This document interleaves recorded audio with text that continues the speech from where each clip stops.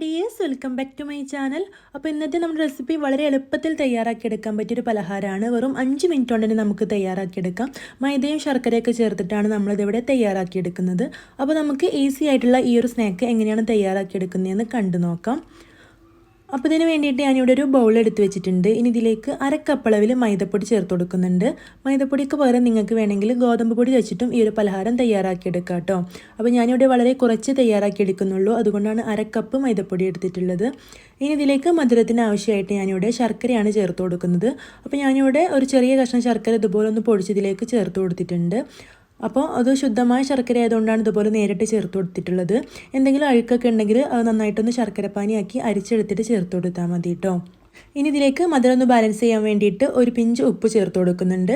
കൂടെ തന്നെ ഒരല്പം സോഡാപ്പൊടി കൂടെ ചേർത്ത് കൊടുക്കുന്നുണ്ട്. അപ്പോൾ 1-2 പിഞ്ച് സോഡാപ്പൊടി ചേർത്ത് കൊടുത്താൽ മതി. കാരണം നമ്മൾ വെറും 1/4 കപ്പ് വെച്ചിട്ട് കുറച്ചല്ലേ തയ്യാറാക്കി എടുക്കുന്നുള്ളൂ, അതുകൊണ്ട് അത്രയും ചേർത്ത് കൊടുത്താൽ മതി.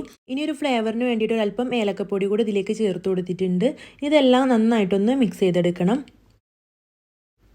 അപ്പോൾ ഇവിടെ ഇതെല്ലാം കൂടി നന്നായിട്ടൊന്ന് മിക്സ് ചെയ്തെടുത്തിട്ടുണ്ട്. ഇനി നമുക്കിതിലേക്ക് ഒരു 2 ടീസ്പൂൺ അരിപ്പൊടി ചേർത്ത് കൊടുക്കണം. അപ്പോൾ അരിപ്പൊടി ഉണ്ടെങ്കിൽ അരിപ്പൊടി, അതല്ലെങ്കിൽ കോൺഫ്ലവർ പൊടി ഏതെങ്കിലും ഒന്ന് 2 ടീസ്പൂൺ ചേർത്ത് കൊടുത്തിട്ടുണ്ട്. ഇനി ഇതിലേക്ക് കുറച്ച് വെള്ളം ചേർത്ത് കൊടുത്തിട്ട് ദോശമാവിൻ്റെയൊക്കെ ഒരു പരുവത്തിലൊന്ന് നമുക്ക് തയ്യാറാക്കിയെടുക്കണം. അപ്പോൾ വെള്ളം കൂടി പോരുത്, കുറച്ച് ഒഴിച്ചു കൊടുത്തിട്ട് ഈ ഒരു രീതിയിൽ മാവ് തയ്യാറാക്കിയെടുക്കാം. അപ്പോൾ ഇവിടെ നമ്മുടെ മാവ് റെഡി ആയിട്ടുണ്ട്. ഇനി ഞാനിവിടെ പാന് ഗ്യാസ് സ്റ്റോപ്പിൽ വെച്ച് കൊടുത്തിട്ട് ഓയിൽ ഒഴിച്ചിട്ട് നല്ലപോലെ ഒന്ന് ചൂടാക്കി എടുത്തിട്ടുണ്ട്. ഇനി കുറച്ച് ചക്കച്ചോളം ഇതുപോലെ ചെറുതായിട്ടൊന്ന് കട്ട് ചെയ്തെടുത്തിട്ടുണ്ട്. അപ്പോൾ നിങ്ങളുടെ ഇഷ്ടത്തിനനുസരിച്ച് കട്ട് ചെയ്തെടുക്കുക, അതല്ലെങ്കിൽ കട്ട് ചെയ്തെടുക്കാതെ ഓരോ ചുളയായിട്ടും ഫ്രൈ ചെയ്തെടുക്കുക. അപ്പോൾ ഞാനിതിവിടെ ചെറുതായിട്ട് കട്ട് ചെയ്തെടുത്തതാണ്. ഇത് ഈ മാവിൽ മുക്കിയ ശേഷം ചൂടായ ഓയിലിലേക്ക് ഇട്ട് കൊടുത്തിട്ട് തിരിച്ചും മറിച്ചൊക്കെ ഇട്ട് കൊടുത്ത് ഇതുപോലെ ഒന്ന് ഫ്രൈ ചെയ്തെടുക്കണം. അപ്പോൾ ചക്കച്ചോളം വെച്ചിട്ട് എല്ലാവരും തയ്യാറാക്കി നോക്കണം കേട്ടോ. നല്ല ടേസ്റ്റാണ് ഇതുപോലെ തയ്യാറാക്കിയെടുക്കാൻ. അപ്പോൾ ഈ ഒരു സ്നാക്ക് നിങ്ങൾക്ക് ഇഷ്ടമായിട്ടുണ്ടെങ്കിൽ മറക്കാതെ ലൈക്ക് ചെയ്യണം. ചാനൽ സബ്സ്ക്രൈബ് ചെയ്യാതെയാണ് കാണുന്നതെങ്കിൽ ഒന്ന് സബ്സ്ക്രൈബ് ചെയ്തിട്ട് സപ്പോർട്ട് ചെയ്യണം കേട്ടോ.